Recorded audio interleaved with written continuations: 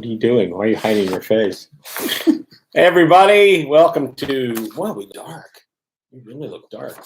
Stories from your Gaffer. I'm Clint McElroy, along with my wonderful wife, Carol. And we are up to chapter 2 of Neil Gaiman's Odd and the Frost Giants. So let's just jump right in. Chapter 2, The Fox, the Eagle, and the Bear.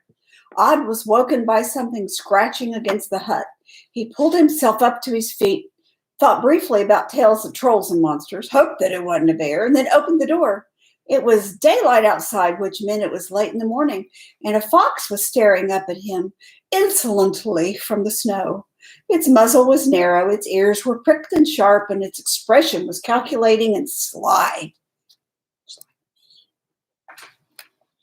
When it saw that Odd was watching, it jumped into the air as if it were trying to show off and retreated a little way, then stopped. It was red-orange, like flame, and it took a dancing step or two towards Odd and then turned away. It looked back at Odd as if it were inviting him to follow. It was, Odd concluded, an animal with a plan, much like Harpo. He had no plans other than a general determination never to return to the village. And it was not every day you got to follow a fox, so he did. It moved like a flame, always ahead of him. If Odd slowed down, if the train was too difficult, if the boy got tired, then the fox would simply wait patiently at the top of the nearest rise until Odd was ready. And then its tail would go up and it would flicker forward into the snow. Odd pressed on. There was a bird certainly high overhead, a hawk, Odd thought, and then it landed in a dead tree, and he realized how big it was and knew it was an eagle. Its head was cocked oddly to one side, and Odd was convinced it was watching him. He followed the fox up a hill and down another. Down was harder than up for Odd in the snow, with one bad foot and a crutch, and several times he fell. And then halfway up another to a place where a dead pine tree stuck out from the hill like a rotten tooth. A silver birch tree grew close beside the dead pine, and it was there that the fox stopped. A mournful bellow greeted them. It sounded like a bellow. That was good, very bellowy. Thank you. The dead tree had a hole in one side, the kind that bees sometimes inhabit, and filled with honeycomb. The people in Odd's village would make the honey into alcoholic mead they drank to celebrate the safe return of their Vikings and the midwinter and any other excuse they needed to celebrate. An enormous brown bear had its front paw caught in the hollow of the pine tree. Ooh.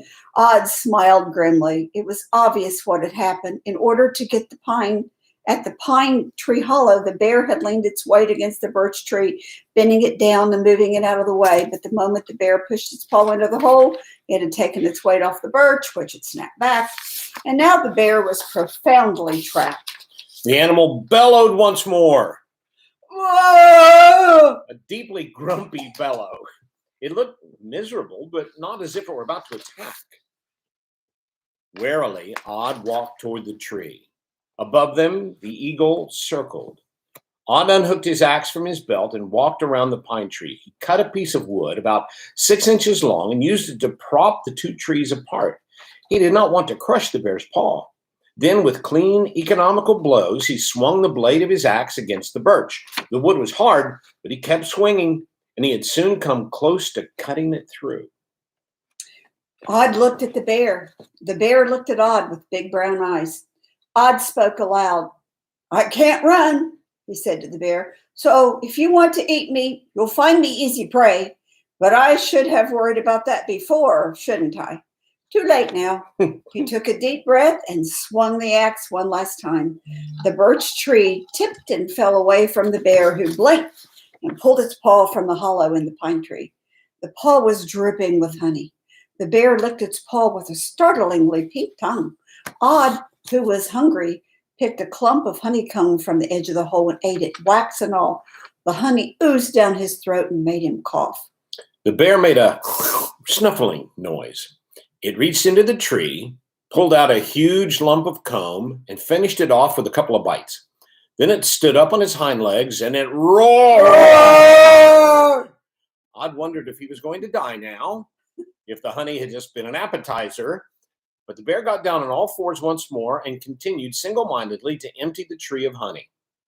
It was getting dark. Odd knew it was time for him to head for home.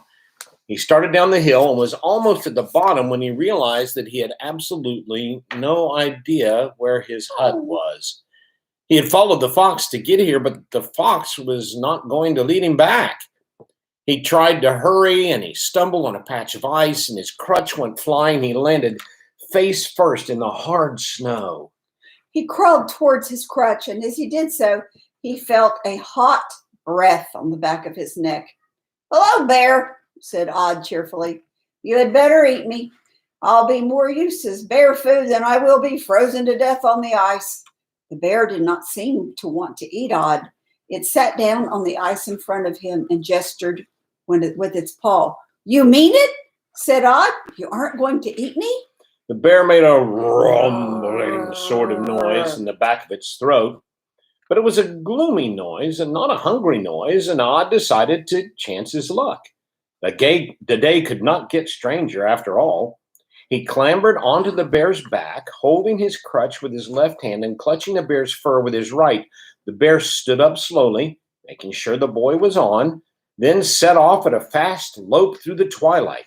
As the bear sped up, the cold went through Odd's clothes and chilled him to the bone. The fox dashed ahead of them. The eagle flew above them, and Odd thought happily, "I'm just like one of those brave lords in my mother's ballads, only without the horse, the dog, and the falcon."